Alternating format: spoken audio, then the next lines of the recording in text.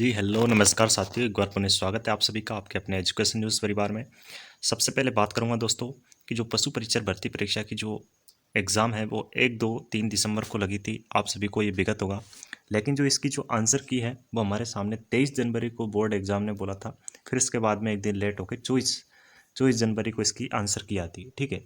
अब स्पष्ट मैंने यहाँ पे जो थंबनेल में लिखा है दोस्तों वो आपको वैसे लग तो ऐसा रहा होगा कि सर 50% डिलीट होंगे, 90+ वालों का सिलेक्शन होगा। तो क्या इसमें 90+ वालों का सिलेक्शन होगा? कट ऑफ से बाहर कौन होंगे? कौन से प्रश्न डिलीट होंगे? और कट ऑफ क्या रहने वाली है? बिल्कुल इस वीडियो के माध्यम से मैं आपको बताना चाहता हूँ। सबसे पहले वीडियो को लास्ट तक देखना है, ठीक है। चैनल पर नए हो, चैनल को सब्सक्राइब करके बेल आइकन प्रेस जरूर कर लेना, ठीक है। और वीडियो को लाइक कर देना, ठीक है।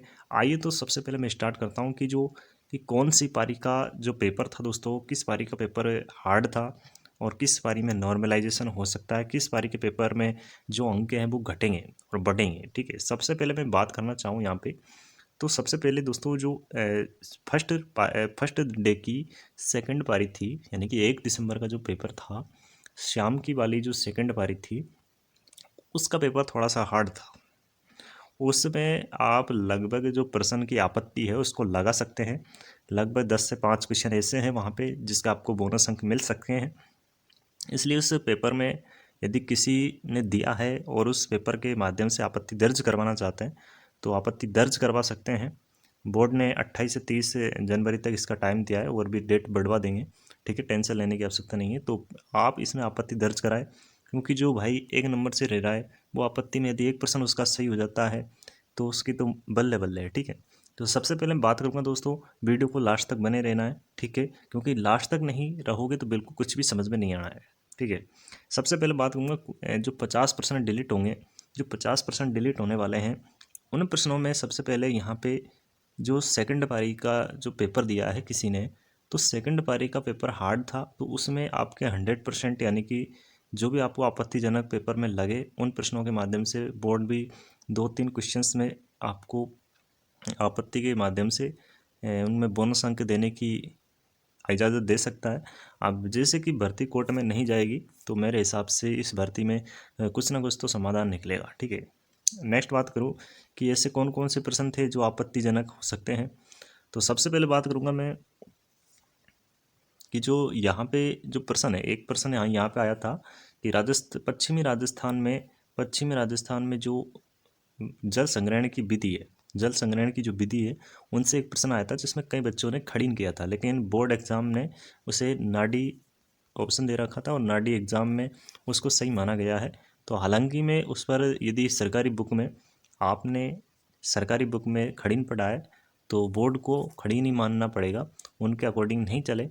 और यदि नाडी दे रखा है हमारी एनसीईआरटी की बुक में, कक्षा 9 की बुक में भी जल संग्रहण का पार्ट दिया हुआ है, वहाँ से आप आपत्ति लगाएं, क्योंकि किसी की बुक ले जाएंगे तो उसको बोर्ड नहीं मानेगा। वो सिर्फ और सिर्फ RSSM जो बोर्ड है वो सिर्फ और सिर्फ आपके एनसीईआरटी की बुक्स को मानेगी, ठीक है। तो इस तरीके से जो पेपर का मैंने एनालिसिस किया है कि जो सेकंड पारी थी उसका पेपर हार्ड था, उसमें नॉर्मलाइजेशन होगा 100%, जिसके मान के चलो 110 अंक है तो उनको 5 से 6 अंक का बोनस इसमें मिल सकता है।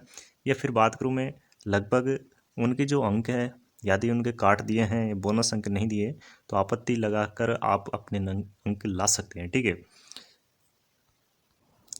सेकंड बात ये करूँ दोस्तों कि जो सबसे सिंपल पेपर आया था, जो थर्ड यानी कि 3 दिसंबर को जो पेपर हुआ था लास्ट शिफ्ट का, वो पेपर बिल्कुल इजी वे में था, सबसे इजी पेपर था। उसमें यदि आपके 115 अंक बन रहे हैं, मान के चलो 115 अंक बन रहे हैं, तो उसमें आपको खुश होने की आवश्यकता नहीं है, उसमें आपके अंक काट लिए जाएंगे। जिनके 115 हो सकता है उसमें 3 नंबर काट ले, 2 नंबर काट ले, हो सकता है 5 भी काट ले, 6 भी काट ले। अब बोर्ड के ऊपर है वो कितना काटती है, ठीक है। इसलिए खुश होने की आवश्यकता नहीं है, 115 अंक बन रहे हैं तो मेरे अकॉर्डिंग आपको वहाँ पे ध्यान रखने की आवश्यकता है। और जितनी कोशिश कर रहा हूँ कि मैं थर्ड पारी का मैंने बता दिया है, प्रश्न की व्याख्या आपको एनसीईआरटी बुक से देनी पड़ेगी।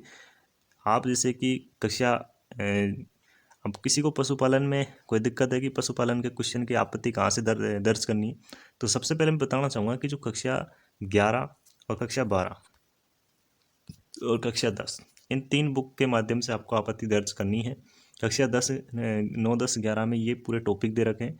मुर्गियों के जो क्वेश्चन आए वो हमारी कक्षा न तो 11 में है न 12 में। उनके क्वेश्चन यदि बोर्ड यदि हमें दे रखा है, हमें कक्षा 11 और की बुक्स में मिलेगा ये प्रश्न मुर्गियों के, तो यदि दे रखा है तो बिल्कुल आपको बोनस अंक मिल जाएंगे, उसके आपको चिंता नहीं करनी है। सबसे पहले बात करूँगा कि कट ऑफ कितनी रह सकती है। जो लास्ट पॉइंट है हमारा कि कट ऑफ कितनी रह सकती है दोस्तों, तो कट ऑफ जानने से पहले वीडियो को एक बार उन्हें लाइक कर दीजिए, ठीक है। और आपकी कट ऑफ में बिल्कुल अनुमानित कट ऑफ बता रहा हूँ, ठीक है। जैसे कि जनरल कैटेगरी की बात करूँ दोस्तों, पहले जो मैंने बताया था कि भाई आंसर की नहीं आई थी नॉर्मलाइजेशन अब होगा तो कितने अंक बढ़ सकते हैं, कितने घटेंगे। तो सबसे पहले बात करूँगा दोस्तों जनरल कैटेगरी की, कि यदि किसी भी अभ्यर्थी के 120 से 122 के बीच में अंक बन रहे हैं, जनरल कैटेगरी में 120 से 122 अंक बन रहे हैं, तो आराम से फाइनल डीबी तक सिलेक्शन नहीं रुकेगा, ठीक है। तो मैंने इसको नोट किया है इस बात को कि आप ध्यान रखें कि जो जनरल कैटेगरी है उनका किसी प्रकार से कोई सिलेक्शन नहीं रुकना है, 120 से 122 के बीच में है। यदि ओबीसी कैंडिडेट की मैं बात करूँ, ओबीसी कैंडिडेट की यदि आपके यहाँ पे जो अंक बन रहे दोस्तों ओबीसी कैंडिडेट के 114 से लगभग 118 के बीच में, 114 से 118 के बीच में अंक बन रहे हैं, तो आपको घबराने की आवश्यकता नहीं है, ठीक है। क्योंकि ओबीसी में फीमेल की कम जाएगी, 1 से 2 नंबर कम रहते हैं, फीमेल के कम जाएगी, ठीक है। तो जनरल कैटेगरी 120 अंक है तो घबराने की आवश्यकता नहीं है। ओबीसी में आपके 114 से 118 के बीच में है तो कोई दिक्कत वाली बात नहीं है, डीबी में सिलेक्शन आराम से हो जाएगा, ठीक है। नेक्स्ट हम बात करेंगे यहाँ पर ईडब्ल्यूएस कैटेगरी की, ठीक है। ईडब्ल्यूएस कैटेगरी की जो यहाँ पे जो कट ऑफ रहने वाली दोस्तों, यानी कि आपके जैसे कि 109 से 113 अंक के बीच में आपके अंक आ रहे हैं, तो ईडब्ल्यूएस में आपको घबराने की आवश्यकता नहीं है, ठीक है। इतनी आपकी कट ऑफ रहने वाले, ठीक है।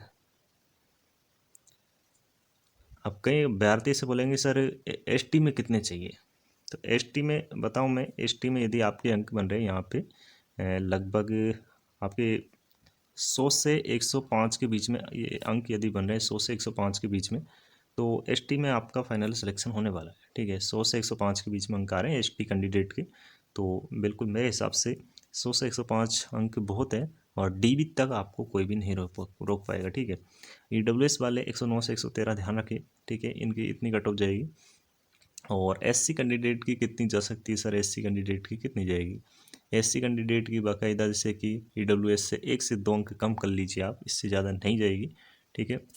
अब हो सकता है कि पेपर के किसी नॉर्मलाइजेशन में ईडब्ल्यूएस को आंकड़ा पार करे या नहीं करे, लेकिन बोर्ड हो सकता है कि ईडब्ल्यूएस से कम ही जानी चाहिए, ठीक है। मैंने बता दी है। टीएसपी एरिया की बात करूँ तो टीएसपी एरिया में टीएसपी एरिया में किसी के यहाँ पे जो अंक बन रहे हैं आपके टीएसपी कैंडिडेट के, यदि 95 अंक बन रहे हैं, 95 अंक भी आ रहे हैं, ठीक है, 95 अंक आ रहे हैं टीएसपी कैंडिडेट के, तो बिल्कुल डीबी तक नहीं रुकेगा, बिल्कुल डीबी तक यानी कि सिलेक्शन हो जाएगा, ठीक है।